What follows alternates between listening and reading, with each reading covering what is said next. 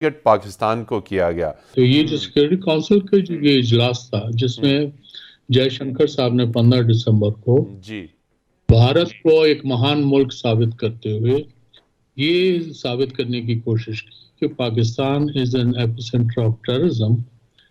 लेकिन मैं समझता हूँ कि बात उन्होंने सही कही थी, वो अल्फाज जरा चेंज कर देते तो ज्यादा मेरी हम्बल रिक्वेस्ट ये होगी अब अपने बच्चों के लिए, पाकिस्तान के बच्चों के लिए, एक तो हिस्ट्री को पढ़ें, उसमें अपनी गलतियां रिकॉग्नाइज करें और उसके बाद फ्यूचर फॉरवर्ड वे देखें, रोड मैप तय करें पड़ोसियों के साथ। You have to live in peace with them. There is no excuse और no chance towards it, regardless how achieve peace. दुनिया में कई सारे मुल्कों में फौज जो है सिविलियन गवर्नमेंट को हटाकर और बैठ गई है, तो इनको डर लगने लग गया। इन लोगों ने मिलिट्री के जो स्ट्रक्चर को डाइल्यूट करने के लिए इंटरफेरेंस शुरू कर दी।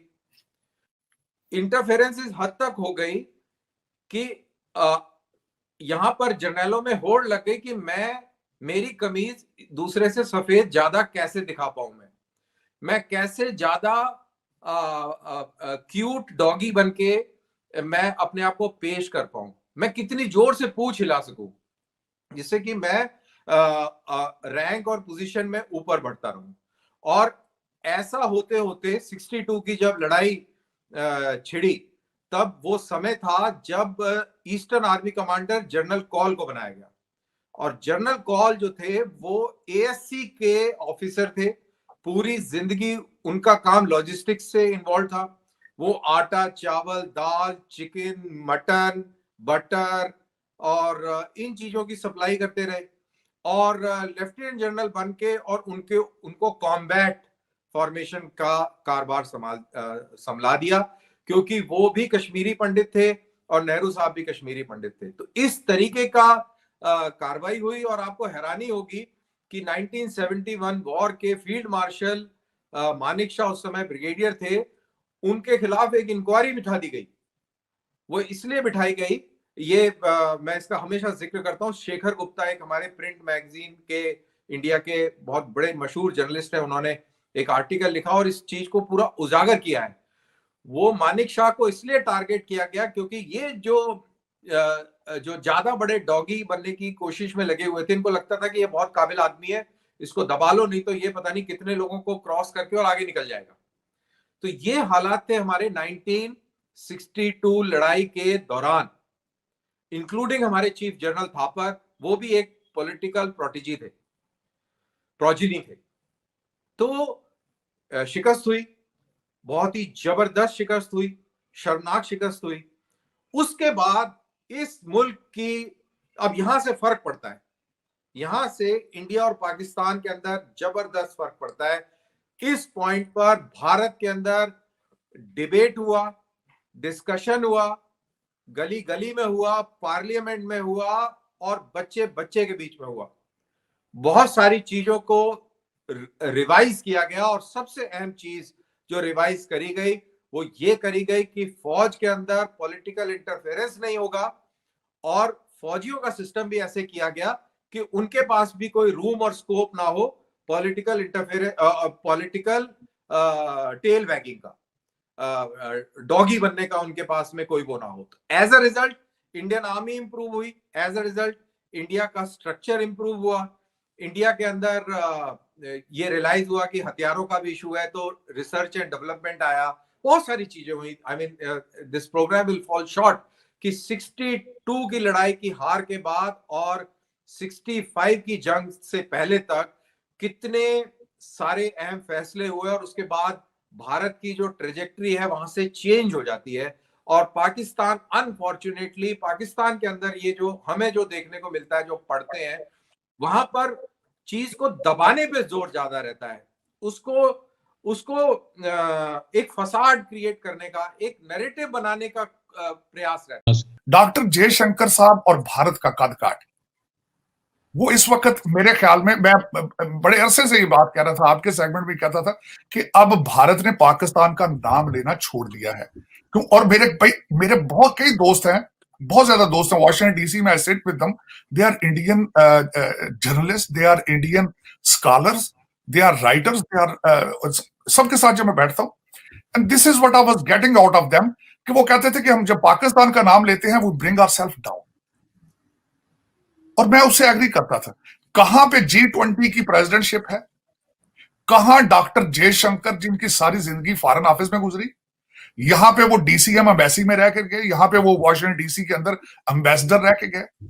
जिस तरीके से पूरी दुनिया में उन्होंने डिप्लोमेसी के साथ सारा कुछ चलाया है, मैं उनसे ये एक्सपेक्ट नहीं कर रहा था। मेरा गिला उनसे क्या है, एक तो वो जब आए यूनाइटेड नेशन की असेंबली में, तो वो सिर्फ एजेंडा एक लेकर आए कि how to put Pakistan down. अब वो किस तरह में उसके काउंटर सपोर्टिंग उसके आर्गुमेंट ये है, वो मुंबई हादसे की नर्स को साथ लेकर आए, उसका एक अलग ड्रामा स्टेज किया गया, वो भी एक माजी की बात है। अब मैं जो भुट्टो साहब ने जो अल्फाज इस्तेमाल किए, मैं डेफिनेटली डिसएग्री विद इट। मैं बिल्कुल, वो गलत उन्होंने अल्फाज इस्तेमाल किए हैं। उनको चाहिए था कि इसको डिप्लोमेटिक, अगर ये करना था, रेफरेंस देना था, किसी अच्छे अल्फाज के साथ दे लेते। उनकी इस बात से जज्बात कई लोगों के मजरू हुए, and I am with it. अब दूसरा जो मैं एक्सपेक्ट कर रहा था, मेरी जो पर्सनल ओपिनियन है आरसू, जो इसके बाद मैं ये कहना चाहूंगा, मैं ये हमेशा ये कहता हूं कि गाड़ी चलती है फ्रंट शील्ड को देख के, विंड स्क्रीन को देखकर गाड़ी चलाई जाती है। आप बैक मिरर से देखकर गाड़ी नहीं चला सकते। अब मैं जो डॉक्टर जयशंकर साहब से इस वक्त एक्सपेक्ट कर रहा था, वो मैं पाकिस्तानी बिलावल भुट्टो साहब से एक्सपेक्ट नहीं कर सकता। मैं डॉक्टर जयशंकर साहब से ये चाहता था कि कोई फॉरेन मुस्तकबिल के लिए कोई विजन देते, कोई एक रोड मैप देते, कोई हल बताते इन चीजों का। This is what I was expecting. माजी की जंगें, माजी के हादसात, मैंने मानता हूं इसमें मैं बिल्कुल नहीं किसी को ना प्रोटेक्ट करूंगा ना उसको सपोर्ट करूंगा, लेकिन मैं ये समझता हूं जाती तौर पे, दुनिया की मैंने बड़ी जंगों के बारे में पढ़ा है। हर जंग के बाद आप टेबल पर बैठते हैं। पाकिस्तान भारत ने कई जंगें लड़ी हैं। मैं हमेशा ये कहता हूं, अब चाहिए दोनों मुल्कों को। पाकिस्तान की तो अशद जरूरत है, क्योंकि इकोनॉमिकली कोलैप्स हो रहा है। उसकी तो अशद जरूरत है कि भारत के साथ रिलेशनशिप ठीक करे और अपनी तिजारत जो है वो ट्रेड खोले। और दूसरा यहां पे मैं खास कर देखें, मैं इसमें अक्सर दोस्त मेरे कहते हैं भाई कि शायद I am doing Pakistan bashing. It's not Pakistan bashing. The reason I can never go against Pakistan, is my motherland, लेकिन the people those has been running, people those have been managing Pakistan, I am against the system. इस वक्त मेरा छोटा सा मैं आखिरी comment ये दूंगा कि आपको तो ठीक है, भारत के लिहाज से वहां जुलूस निकले, वहां पे चीजें हो रही हैं, लेकिन मुझे ये बताएं, पाकिस्तान के जिस कंट्री के साथ इस वक्त बॉर्डर लगते हैं, किसी कंट्री के साथ भी पाकिस्तान के अच्छे रिलेशनशिप हैं? खारजा पॉलिसी का एक उसूल होना चाहिए कि हम दुनिया को ये बावर कराएं उस सबूत और दलील के साथ। नंबर वन ये कि देखें, बालाकोट जब हुआ मार्च 2019 में, जो कि एक इंतहाई गैर जिम्मेदाराना हरकत थी कि दो एटमी ताकतों के दरमियान डिटरेंस की मौजूदगी में आप अनप्रोवोक्ड एक अग्रेशन करते हैं, जिसका थैंकफुली पाकिस्तान एयरफोर्स ने बड़ा मुंह तोड़ जवाब दिया स्विफ्ट टॉट के जरिए। Number one. नंबर टू, फिर अगस्त में जो उन्होंने यूनिलैटरली एक्सेस करने की कोशिश की IIOJK को, अपने मुल्क में जम करने की कोशिश की अक़वाम मुत्तहिदा की करारदादों के बरखिलाफ। Number two. नंबर थ्री ये कि फिर आप देखें कि जौहर टाउन का जो वाकया है, ये इस बात का सबूत है कि भारतीय शहरी और भारतीय इंटेलिजेंस एजेंसीज डिलिबरेटली इन्वॉल्व हैं पाकिस्तान के अंदर। ये इस बात का सबूत है कि चाहे कांग्रेस की गवर्नमेंट हो, BJP की गवर्नमेंट हो, भारत की ये बाईपार्टिजान कंसिस्टेंट लॉन्ग टर्म पॉलिसी है कि पाकिस्तान को दुनिया में आलमी सतह पे बदनाम करना है। नंबर 6 ये कि उनका जो एटमी प्रोग्राम है वो इतना अनसेफ और इररिस्पॉन्सिबल है कि कभी यूरेनियम चोरी हो रहा होता है, कभी वो कबाड़िए के पास बिक रहा होता है, पे बिक रहा है। और नंबर 7 ये कि कभी कभार उनका क्रूज मिसाइल चल जाता है, उनको पता ही नहीं होता, और वो कई दिन बाद अपने नेबरिंग कंट्री को बताते हैं कि ये क्या हुआ है।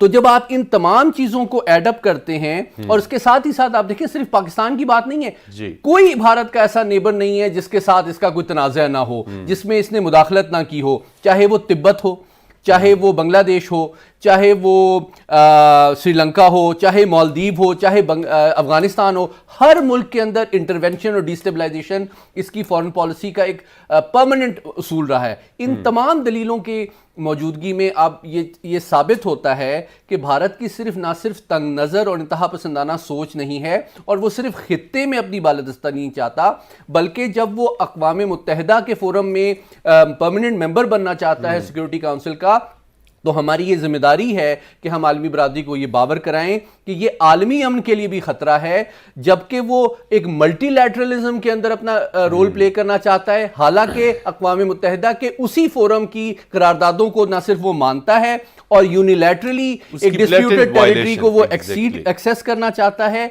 और कभी वो पाकिस्तान को कश्मीर के इशू को बायलैटरल करार देता है।